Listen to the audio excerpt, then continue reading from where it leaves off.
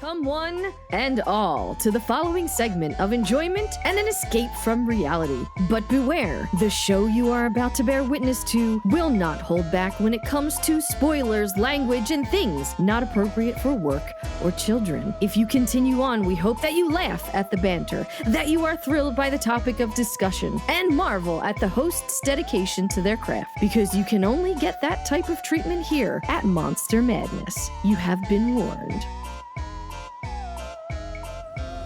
What? Yeah. Your number? Yeah. In the grocery store? Yeah. The other night? Yes. And you're just not telling me today? Wow. Well, you think you had a friend. No, it was weird, you know? He was cute and funny, and I don't know, I didn't think people met people in real life anymore, you know? He's probably married. Thank you for that. Yes, he's probably married. Probably. Like, I'm already thinking about the fact he hasn't texted. It's one of the things I love about dating women. Less games, more emotional dependence, you know? So don't play the games, just be you, straight out the gate, fuck it. Maybe. And do you want to come over later? I could use some emotional dependence. Oh, well, my emotional dependence ain't cheap, boo. Let me tell you. Hi, hello, and welcome to this week's episode of Monster Madness, a podcast dedicated to all sorts of creatures, features, and beyond. I'm Erica, and joined with me is a man who would rescue me from a cannibalistic trafficker, my food-loving co-host, Matthew. False. I would be like, what's his nuts listening to Danny Brown and just be like, fuck that shit, I'm out. Pretty much. I'm out. Oh my god, what was that thing that you did on Glitter Stream? That sound bite that she had. A fucking peace out. Oh my god. I forgot about that. I forgot about that. That was my favorite soundbite that you've ever done. And you've done a many. You can find Monster Madness on all your favorite podcasting platforms, social media sites, and things of that nature. Not like I haven't said this 1,000 times to you guys. 93 times to be exact, actually, if we're, Who's counting the episodes. My episode tracker. Matt does stream video games and drum sessions from time to time, so you can check that out on our Twitch channel. By this point, he probably has done a few, because we're in December, baby. Happy holidays. If you'd like to support this show, you can do so in many different ways, such as Patreon, buying merch, or donating to the show, or just simply leaving a review on your favorite podcasting provider. Those 5 stars go a long way, and if you decide to write something, we will read it on the show. All the links for the aforementioned things will be posted in our show notes. So, Matt, do you have anything that fucks currently? I don't think so. Well, then. I'm trying to think of what I've eaten since we last recorded. It really wasn't anything too special. Lasagna roll-ups fuck pretty hard. I ate those earlier today. That did look really good. I was pretty impressed with myself, although it was like a 2.5 hour fucking ordeal because I made the pasta fresh. Oh. Yeah. It's fine, though. It's not like I was supposed to be working or anything. Whatever. You know what? You have to make you good so that you work good. It's just, unfortunately, I feel like my employer would disagree with that statement. I don't know, man. You work a lot. You worked for almost 24 hours straight, though, one day. There was that one day. I mean, there was a period in there. There was a brief period of rest, but that's why I always tell people some days are not. Some days are laughable at how little I do, and some days are horrible. It's called balance, people. Absolutely. Balance. Yeah. So, let's see. Do I have anything that fucks? I'm trying to find these Hot One ramen noodles where I can only buy singles. That's currently what I'm doing. They have snack mixes on Amazon right now, too. Ooh. You can probably get them at Wally World. Well, Walmart had them listed, but I don't think they... Oh, and all of a sudden the singles are out of stock. Well, of course, because that girl posted them, so everybody bought them. Supply and demand. Sweet chili is out of stock. Smoky chili is out of stock, but garlic chili is in stock. Ooh, garlic chilies would be the one that I would go towards because I fucking love garlic. It's a medium heat. Mm. Sweet chili's the mild, garlic's the medium, and then smoky's the hot. I was in Walmart the other day. I forget why I specifically wanted to go there. But there was something there. I was like, oh, I need to get this at Wally World. And I was perusing the aisles with my girlfriend, and they had. Are you a Pop-Tart fan? Yeah, I don't eat them a ton, but I do enjoy a Pop-Tart on occasion. What's your go-to Pop-Tart? I don't really have a go-to. Everybody has a go-to, Matt. No, I mean, no, I don't, because I usually just try to eat new flavored Pop-Tarts. S'mores are really good. Okay, valid. Hot fudge sundae I do enjoy. Okay. And then there's a confetti cupcake one. Oh, so you're all like new flavor, dude. You're not like OG. Yeah, I mean, I don't like the strawberry ones are fine, but That's like my least favorite one. yeah, I got into an argument with. It wasn't really an argument. I got into a discussion. It was Glitter asked me about flavors, and someone was just like brown cinnamon sugar was their jam. I'm like, that is the fucking white girl of Pop-Tart flavors. I'm gonna catch heat for this. I know. No, you're not going to catch heat for it because that Not from one. you. No, that's true. That one has that one has its time and place for sure. That one feels like if I want to have a healthy Pop-Tart breakfast, you go for the brown cinnamon sugar. I really want this healthy square of bread that's just sugar flavored. Listen. Just saying, at least strawberry and blueberry have fruit in it. Is it fruit though? Is brown sugar cinnamon Pop-Tarts healthy? Yep, that's what I thought. I know what I'm getting in that though. Anyway, the blueberry and cherry I adore. Strawberry can go kick rocks. It doesn't taste like strawberries to me. It's way too sweet. The chocolate fudge, you pop those bitches in the freezer and that's a great dessert. I'm a little impressed with you right now. Okay. You pop any of them into the freezer and it's a great time. Like I've never had a frozen Pop-Tart. Sorry. I freeze all my candies, so it's not like I'm against frozen shit. Just I prefer Pop-Tarts when they're warm. I know people that will not eat them warm. They prefer them just room temperature, like a fucking sociopath. And now I hear this shit about freezing them. Yeah. The sweeter ones, the ones that are like cookies and cream, the s'mores ones, the chocolate fudge, the other ones that you mentioned would probably be stellar in the freezer. Cookies and cream is really great in the freezer too. But my point that I'm trying to get at is that at Walmart has the 6-pack of the wild berry, which in most other stores you only get the 3-pack. I got very excited. A very tall man helped me and Brooke get the elusive 6-pack of the wild berries. But here's why I love the wild berries so much. This reminds me of 1995-96, whenever Batman Forever came out. Do you remember that movie? What year was that? I think it was 95. Yeah, that's so Jim good. Carrey is the Riddler. Yeah. A fun fact. This is me publicly shaming my brother, but I don't talk to him, so it's fine. That Halloween, that after that movie came out, my brother wanted to go as the Riddler. Everybody was Batman, Riddler, Two-Face, what have you. At that time in my brother's life, he would have been about 12 years old.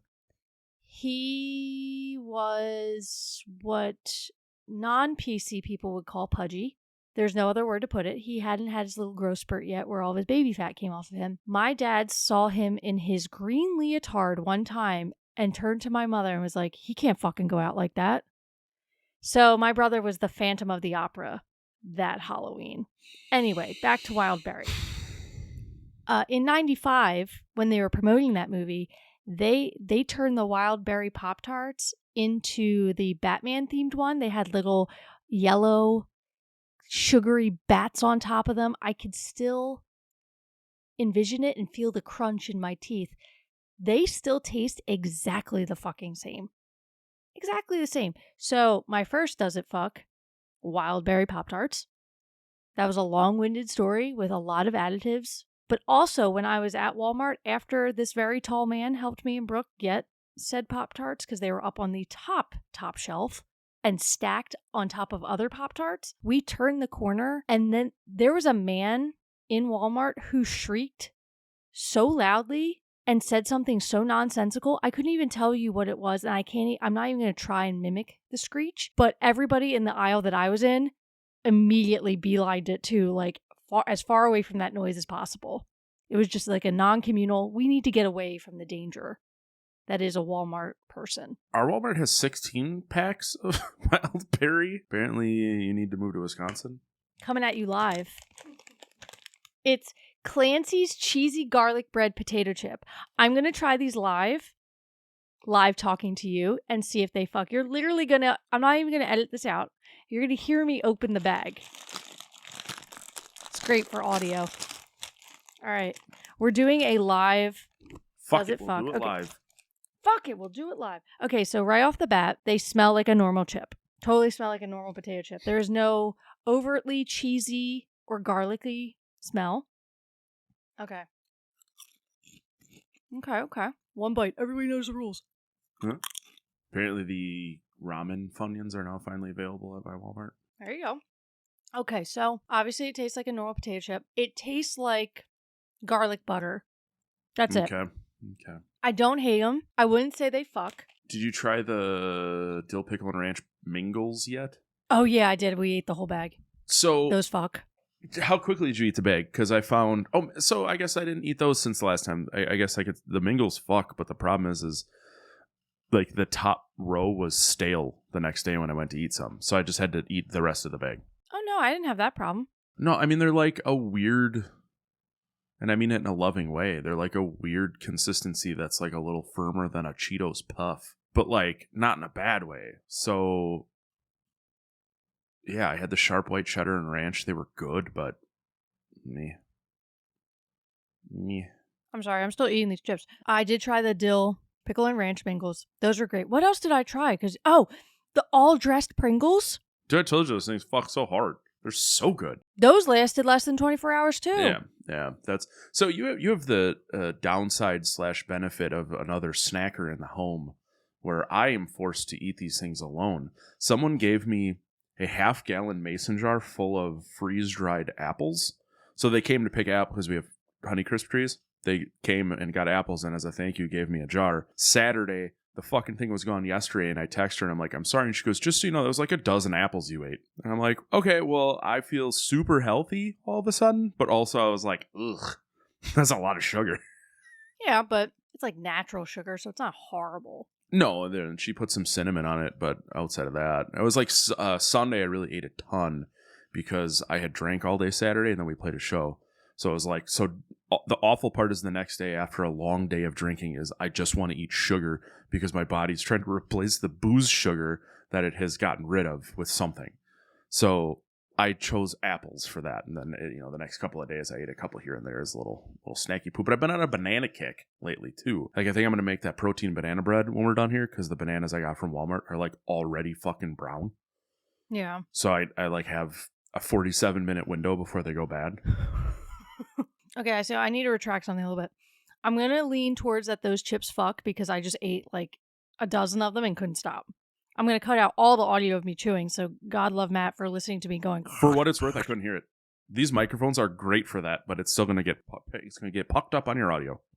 Oh no, I could see it like on my audio. I'm like, Jesus Christ, poor Matt. And I'm trying to like lean back super far. Lean with it, rock with it. See, I love bananas. I love banana flavored, but I don't like eating bananas. The consistency gets to me. I hate banana flavor. I like eating bananas. Yin to my yang, motherfucker. Yeah, right. It's goofy. Shits be weird. That's why we always get along. But yeah, I'm trying to think if there's anything else that fucks. Oh, libraries fuck. I recently You're the only person I know that still goes to a library, by the way. I have never gone to a library before in my life. Unless it was a school library. Or like, obviously at college or in grade school or whatever like high school. I barely went to the library in my high school. I went to the library in my town because they were having a book fair. $1 books, 50-cent paperbacks. I have a lot of books behind me right now. A lot. Probably 50 books for like $20. Listen, some of us like to read. I know, I'm just fucking with you. 50 bucks. That's okay. That's a pretty good deal. They are sassy little old ladies who are volunteering, who hate everything about it, but also love all the money. Like I think because yesterday was the first day. I went in there yesterday. It was fucking mobbed. I wound up having to go to my car and then come back in to get all of the stuff because it was just elbow to elbow people. I went in today and I was like one of 4 people in there and the little old ladies knew me. Like they recognized me. They're like, oh my God, you're back. I was like, yeah, I came back. I wanted to see if it was calmer today. And I was like, I'm glad to this one little old lady who was having the time of her life. Let me tell you, the day before it started at 12. I got there at 12:15. I was checking out by, the first time by 12:30-ish. I heard her talking to the lady next to her. She's like, I just want to fucking go home. I just want to fucking go home. This is the worst. Like, I hate this. And like, I could fully hear her. I was like, well, I could stand here as long as you want. She's like, yeah, but the people behind you are going to get mad. I was like, I'm never going to see them again. It's okay. I was like, blame me. I don't give a shit. I saw her today and she's like, oh, you're back. I'm like, yeah, I see that you survived yesterday. How are you? She's like, did I though? And then she just like scurried away. Just a husk of herself. Literally, I would die for her. Jesus Christ. I love her. Aren't proud of anything I do, but you're proud of the little lady from the fucking library. I couldn't think of the word library for a second there. Am I having a stroke? You might be. I don't smell toast. I was just about to ask you, do you smell anything? No. Smells like soup. Someone was having a fire outside before, but I don't smell it anymore. Yeah, I think now that you're done mocking me for my love of reading and just a deal. Hey, you mock me for plenty. And before you say, like what? I don't know, you probably made fun of me for breathing today. No, I think I complimented you today. I just can't remember what it was. Probably because I made pasta. No. I talk about you quite frequently and in positive ways, so I talk about you quite frequently with my therapist. You know what? You're probably not the only one. So... all I was going to say is, that's not a false statement, but I never said if it was good or bad. I know, it's 100% good. I hope your therapist is just like, she's the best lady about me. You better not bitch about me to your therapist. No. Actually, you're my voice of reason for a lot of things. Don't make me cry on the podcast. All right, don't be a pussy. Got one, gonna be one. This week on Monster Madness, we are covering 2022's Fresh. Fresh! Fresh! I'm going away with Steve for the weekend. What? Where? It's a surprise. Hold on, Noah.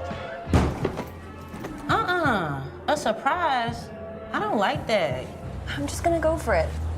You said fuck it, remember? Girl, you all dickmatized and I haven't even seen this dude. Oh shit, I totally forgot. Hold on.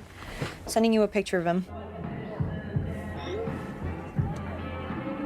I mean, he looks cute, but I can barely even tell, you creep. He's ridiculously cute. Like, I'll text you once we get there and let you know everything, okay? Okay, fine. I'm excited for you. It's a straight girl's fantasy come true, right? Right? I love you. I love you more. Bye. Fresh is rated R. It has a runtime of 1 hour and 54 minutes. It was released in the United States on January 20th, 2022 at the Sundance Film Festival. I also believe it was a Hulu exclusive. It was directed by Mimi Cave and it was written by Lauren Kahn. It stars Daisy Edgar Jones, which oddly enough, this girl has a face that she's been in like a lot of movies, but I have seen nothing else with this chick in it. She's been in 5 movies. But I'm saying her face, I thought she had been in so much more. I'm like, her face looks so familiar. I don't disagree, but did you see what other movies she's in? Nope, already forgot. What's she in? Twisters. Like, of the 5 movies she's been in, that is the only... It's Pond to Life Fresh, where the crawdads sing Twisters and On Swift Horses. Was she the main girl in Twisters? Mm-hmm. That's how much I retained that movie, and that's why I recognized her face. I'm going to have to... I had to look that shit up. I didn't fucking remember it either. I know, and you didn't hate that movie. Wait, no, did you? Oh, I you hated that movie. That's right. Jackie really liked that movie. Anyway. Jackie has a very disappointed face on right now. It's taking a lot for me not to text her, but I don't want to ruin her evening by telling her that her views on the movie Twisters is wrong. It also stars Sebastian Stan, Jojo T. Gibbs, Jojo Siwa? Oh, I was going to do a Jojo Siwa impression, but I'm not going to. Dad, don't. Karma's a bitch. Should have done better. I have my ex on my podcast. God, I'm so glad that she's just, that whole phase of memes of her is gone. I am, It'll but I'm come not. back again. Yeah. No, Yeah. You're not wrong. It was a good time for a hot minute. Andrea Bang, Deo Okanini, sorry, buddy. Charlotte LeBon, Brett Dyer, and Alana Morris. It was produced by Searchlight Pictures, Legendary Entertainment, and Hyper Object Industries. It was distributed by Hulu, and surprisingly, in Germany, Disney Plus. Hardcore Germans are like, fucking Disney? Fresh.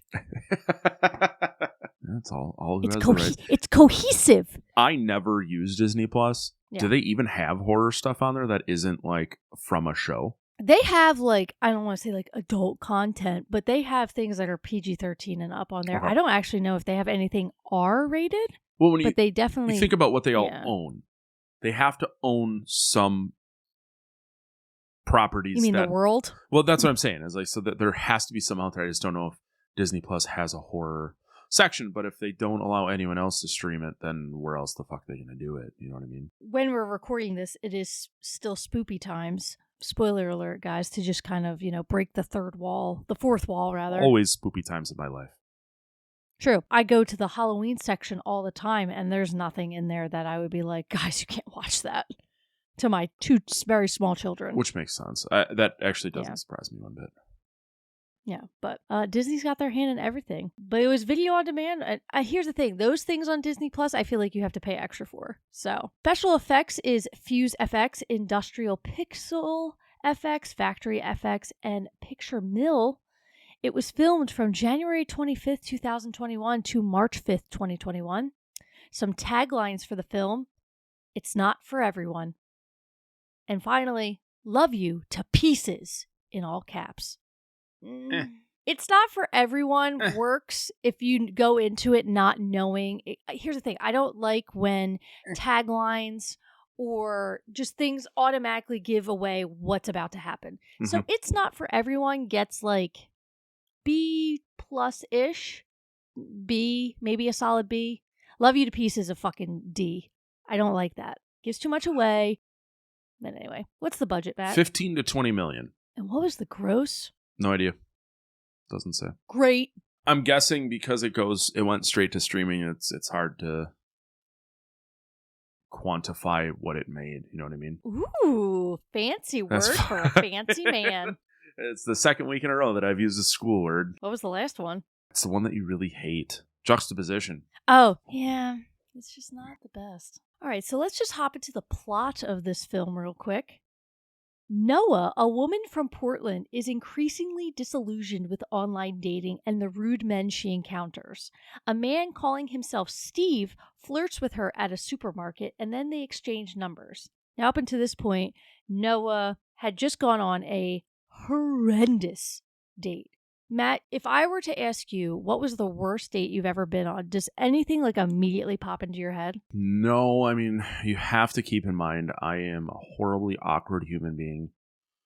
Before I met Alyssa, I was not what some would like to call smooth with the ladies, so I didn't really do many dates. There's one that comes to mind, but it was getting home to get to the date. That was horrible, not the date itself. So that doesn't really count. Yeah. Yeah, and every bad story I can think about from girlfriends is a result of we were already dating and they did something dumb like clog and overflow my parents' toilet. That may actually be my worst nightmare. If that were to happen, I would climb out the window. I was just going to say. And you'd Yep. never hear from me again. I'd block you. And yeah. Now, just a refresher real quick.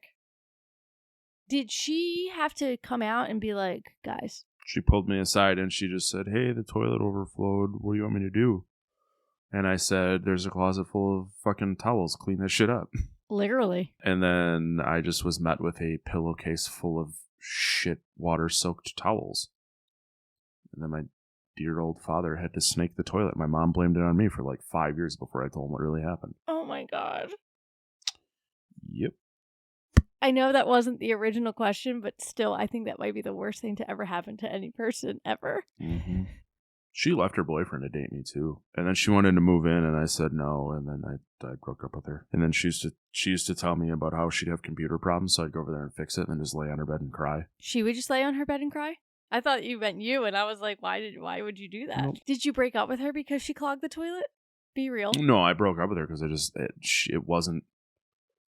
She wasn't the I don't know. I just didn't like her anymore. You know what I mean? Like, yeah. The problem at that time, I was like 21, so it was like the thrill of the chase was like as soon as I got it, then I just got disinterested very quickly. Yeah. That's how I was at that point. I told you I never dated anyone longer than a year until I met Alyssa. That's been 16 years in 1 week and counting. I mean, as of recording this and counting. Yeah. I mean, I could fucking walk outside and have a heart attack. And Don't say that. you could do the same. Don't say that either. I didn't say I want it to happen. I didn't even tell you. I almost got T-boned the other day and like literally had my fucking life flash. Did you before know my that a eyes. T-bone steak is just 2 different steaks with a bone in it? I do now. Yep.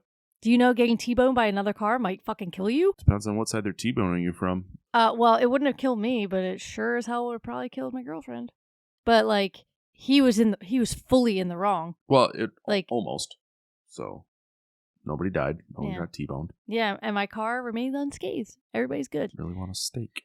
That would be actually delightful. But I would have to say, not that you're asking, my worst date was with a dude who claimed to be related to people who invented a specific type of jelly that you put on a peanut butter and jelly sandwich. He told me that he was related to the Smucker family. His last name was Schmucker. And he's like, well, they took out some letters because it sounded, offensive. Smucker sounds better. And I'm like, okay, sure, I'll buy that, whatever. We had a very, adorable meet cute. He walked in to my art history night class that I was taking in college. He would show up for the first day, and this woman never took roll call. And then she would only take roll on test day. And that's when he would show up because all you needed was one person to take the notes and you had the test. He came in for our first test and like saw me and just kept staring at me and like turning around. I'm like, this is awkward. And then he was actually in the next class and he sat next to me and was like, oh, hi, I'm so-and-so. And I was like, oh, hi. And mind you, Jackie was in this class with me. And at this time in my life, she was just like, girl, get it. All the time. Like, she was just like fucking trying to like egg me on all the time because I was a very shy person. And so started texting him, started hanging out with him at school. We go out on a date. I do not remember what we did. I think we went out to dinner. I don't remember, but it was boring, whatever it was. Then he took me back to his house, which was a fucking mansion because his family was rich.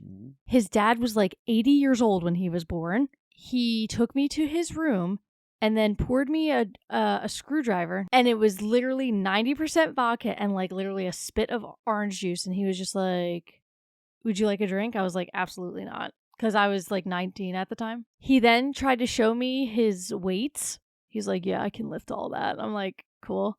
And then this was the highlight.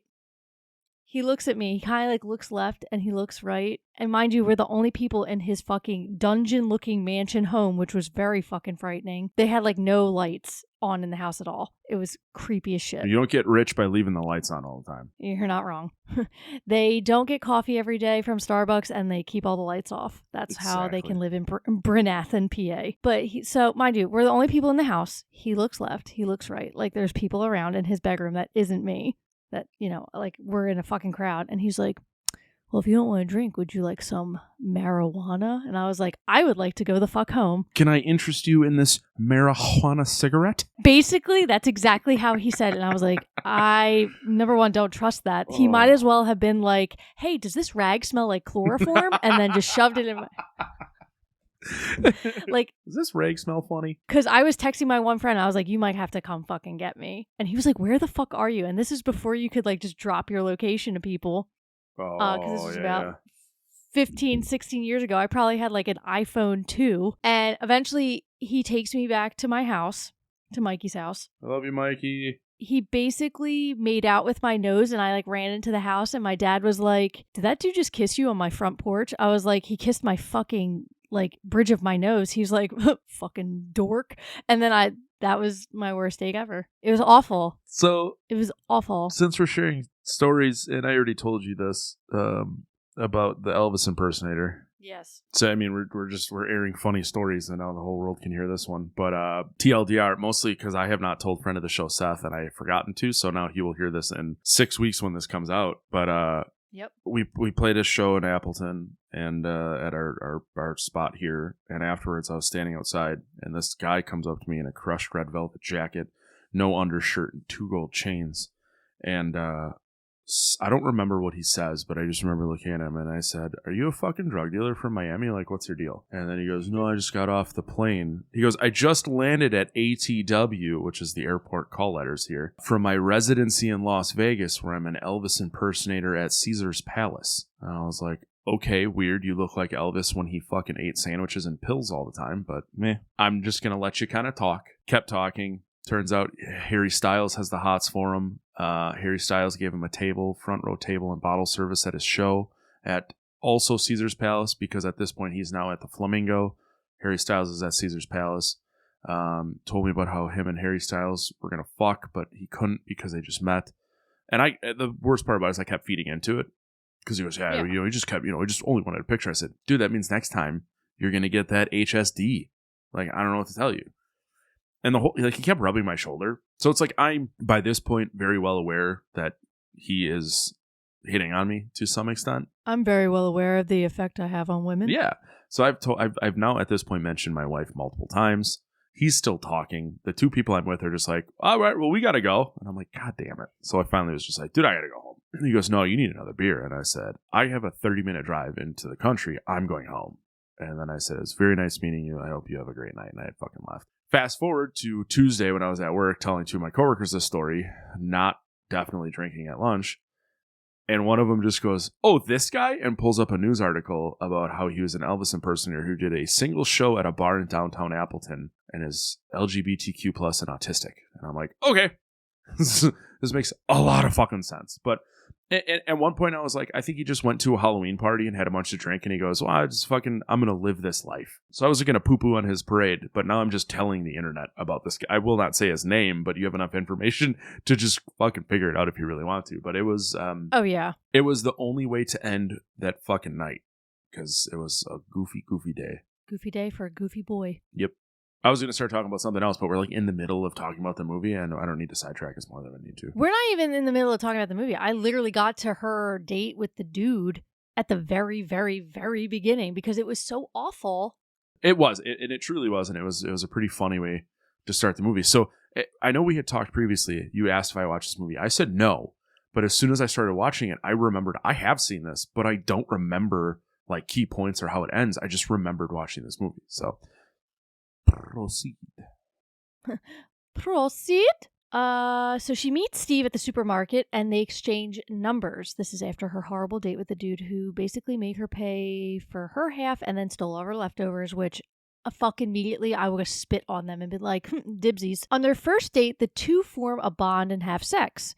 After several dates, Steve invites Noah for a weekend getaway to a surprise destination. Sorry, you can't see this because this is an auditory podcast, but Matt is doing the hole and finger jam. I'm just making gestures over here. Very suggestive gestures. Against the advice of her best friend Molly, fucking Molly's a queen, Noah agrees.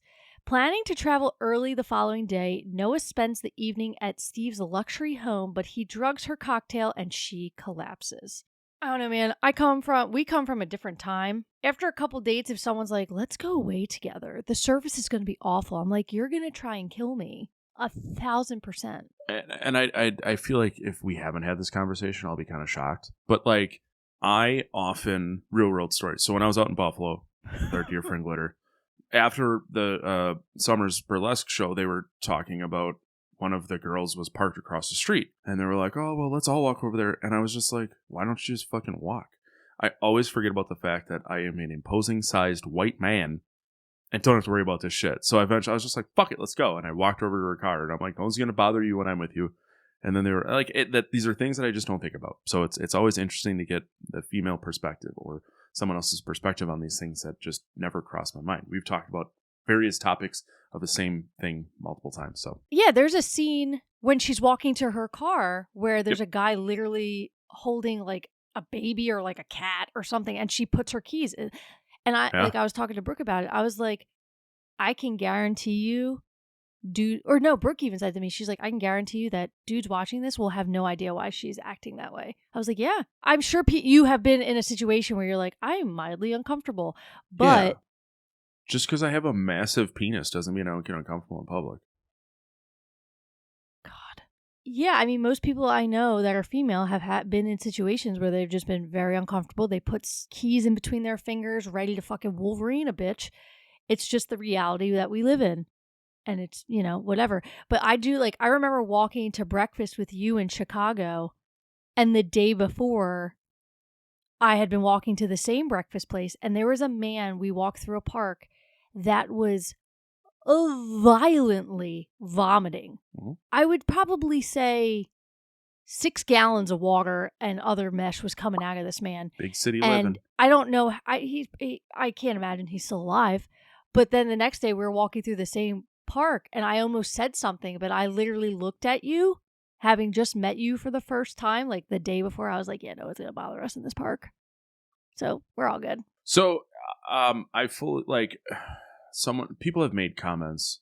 Oh, it was a wrestling thing. I had to walk out to my car, and one of the guys on our roster who Shane's a big fucking farm-bred country boy who drives a truck. Like, I don't want to fuck with Shane, even though I know he's the sweetest human being ever. Yeah. I walked past his truck, and on the way back in, he goes out and he goes, you look like a bad motherfucker sometimes. And I'm like, what are you talking about? He goes, I saw you walking, and I just thought, I wouldn't fuck with that guy. And it's like, I make myself look imposing so that I don't have to do shit. Because if you know me, shit ain't going to happen. Like, I'm not going to do anything unless I really, really have to, and I don't want to have to figure that out. No, I get you.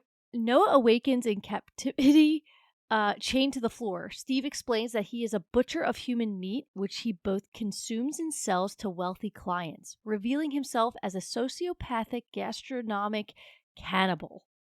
That is a mouthful. He regularly lures and abducts young women as his clients prefer their meat. He informs Noah that he will keep her alive as long as possible in order to keep her meat fresh, as he intends to surgically remove pieces of her body over time.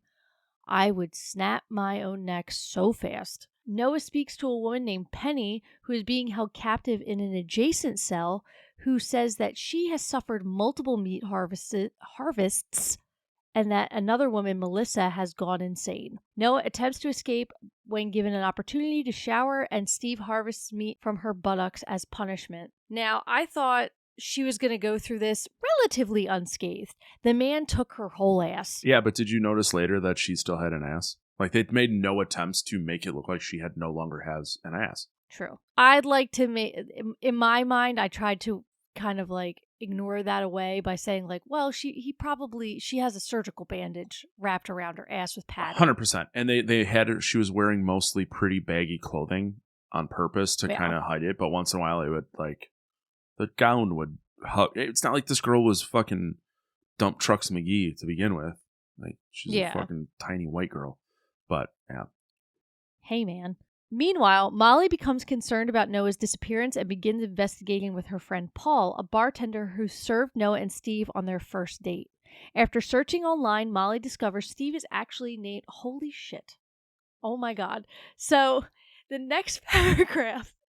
Hold on, I'm leaving this in. The next paragraph on the Wikipedia has the word fellatio, and my mouse accidentally hovered over it. Hover over it. What the fuck? Right? So... What in the cartoon-loving Christ is that? Yeah, Wikipedia, when they highlight words that link to other Wikipedia pages, have imagery and stuff now, and I just got a face full of fellatio. Like, look, her hair is even brushed over. Yeah, so they have the pubes on the underside of the balls right around the taint, too. I know, I'm so taken aback. I hate everything about that. You're still looking at it. Fellatio is an oral sex act consisting of the stimulation of the penis by using the mouth. Oral stimulation of the scrotum may also be termed fellatio or colloquially as teabagging. That's not true. If you teabag a woman, you put your balls on her face. Let's all go to the lobby. Let's all go to the lobby. Let's all go to the lobby to get ourselves a treat. I like you, Noah. I like you. All right? Now, I want you to listen to me very carefully, okay? You listening to me? No! There you are.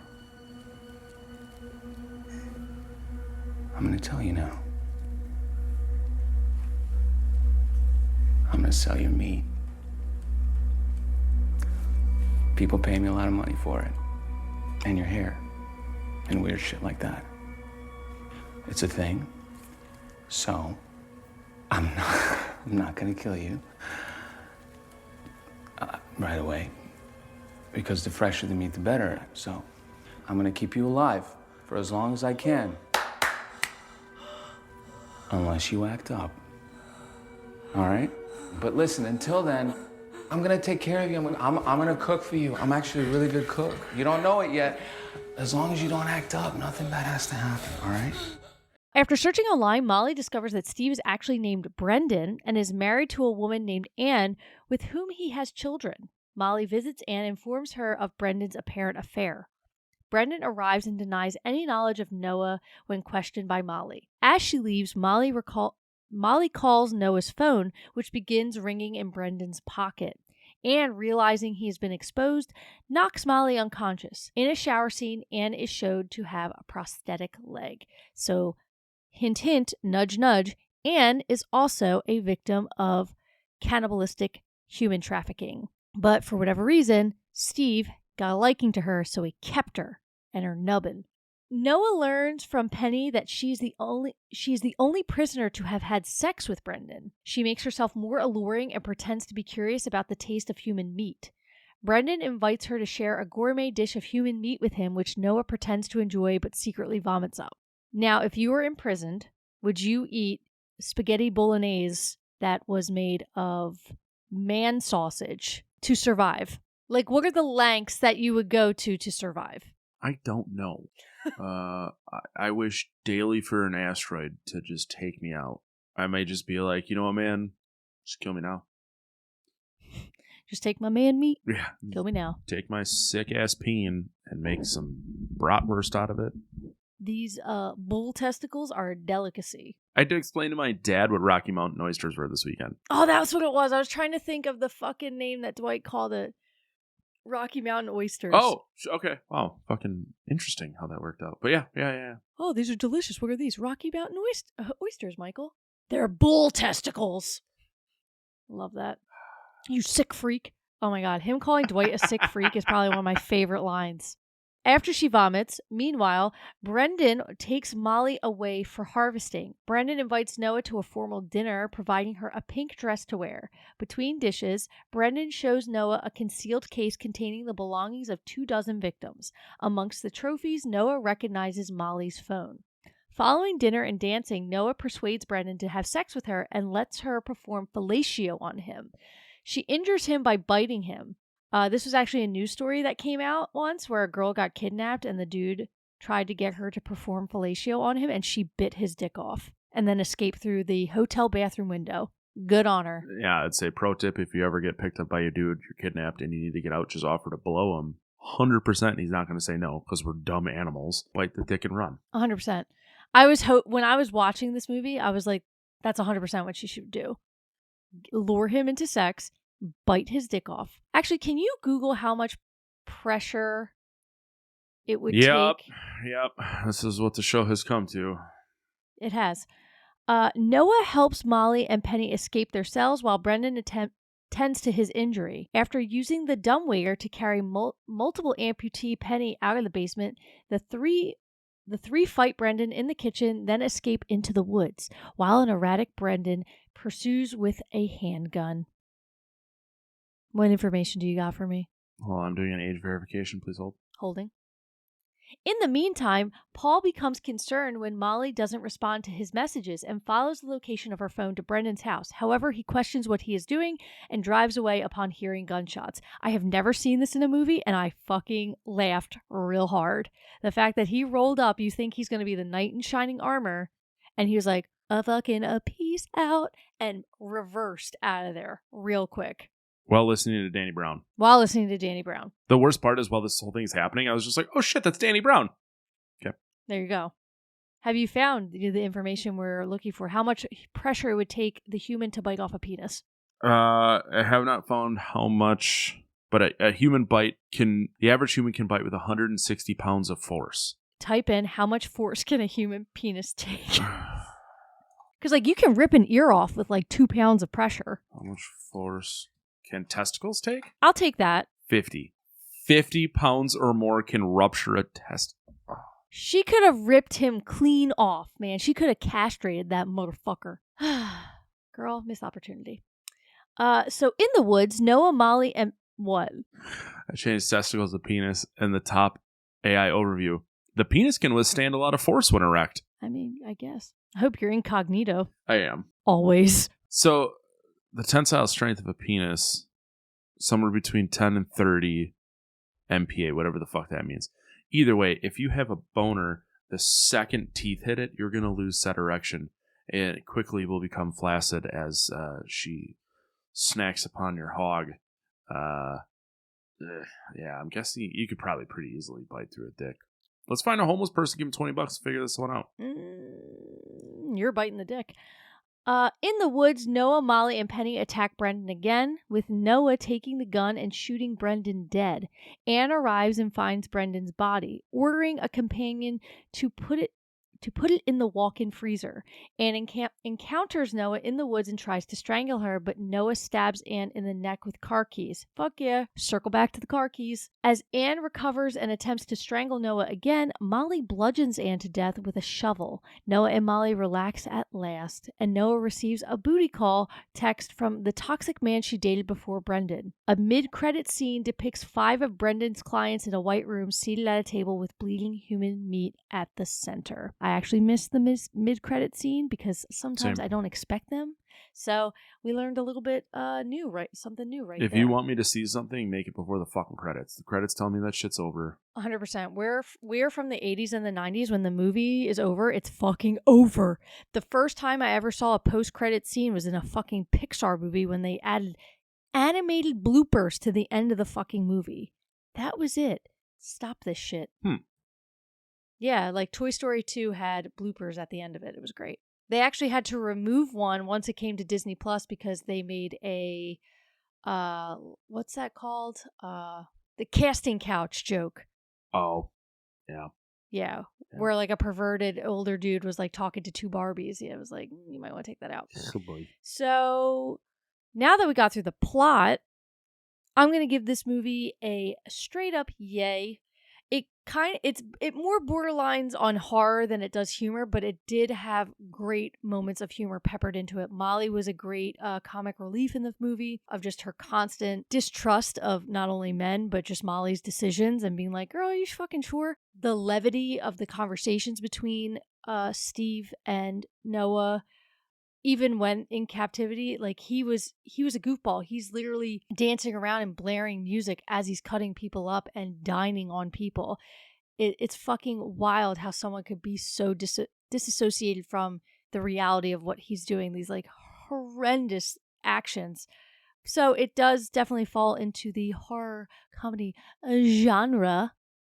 So a yay from me. Yeah, I'm gonna yay also. It's almost like a little too much of a love story for me, but there's enough horror and like other shit and like minor humorous segments and reactions and shit that made it worthwhile. And like I said earlier, as I had seen it, I forgot I saw it, but as soon as I started watching it, I remembered, but I couldn't remember if I liked it or hated it. It's certainly something that I would recommend to people. I don't know if it's necessarily something that I would like watch again anytime soon, not in a bad way. Mm-hmm. Sure, there's just my argument is always there's so much other shit to watch. Like it doesn't really necessitate a rewatch for any other reason. But I would not shy away from recommending it to other people. There it is.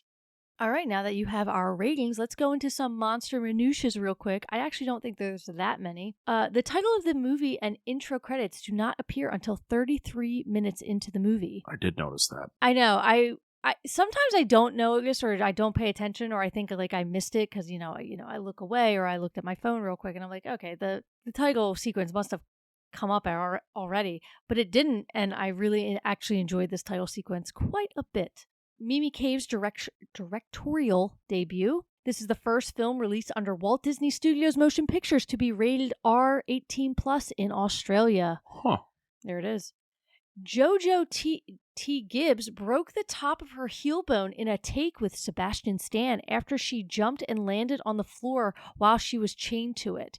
This scene was in the first cut of the movie, but was later dismissed. Although none of this movie was filmed in Portland, the GPS screenshot Paul takes of Molly's location is of the Portland area, and the pin is set to the Plumper Pumpkins Patch and Tree Farm in the West Hills area. When Noah and Steve are having dinner about 75 minutes into the movie, the song playing in the background is a cover of Radiohead's song Exit Music for a Film, performed by the Vitamin String Quartet.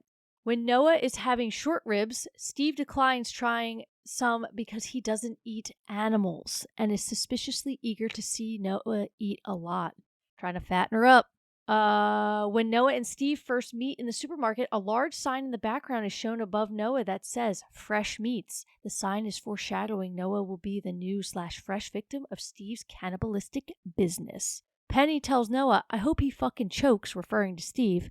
When Noah and Steve have dinner together for the first time, the song we hear in the background is the instrumental version, blah, blah, blah, we just said this, whose closing lines in the original vocal version that Radiohead sings are, we hope that you choke, repeated 3 times. I love that. Some foreshadowing, and this is the last minutiae for you. After their date, when Steve and Noah pause after kissing and Noah asks if she can get him a drink or something to eat, he responds by saying, just you. Ah.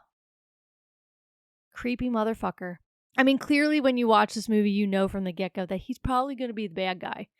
I go into movies sight unseen for the most part, so I wasn't sure if she was going to, fall in love with him and then, it was going to be, a Barbie and Ken duo where they, fucking cannibalize people.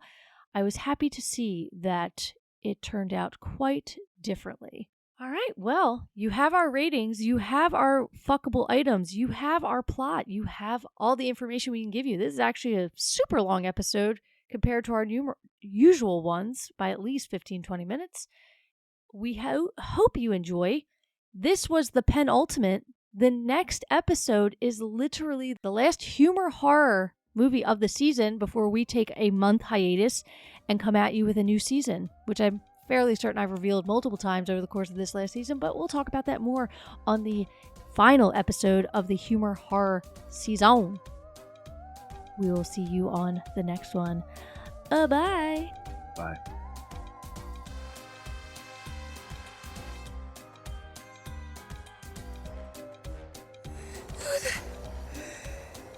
Who the hell is that? Steve's wife. What? He's married.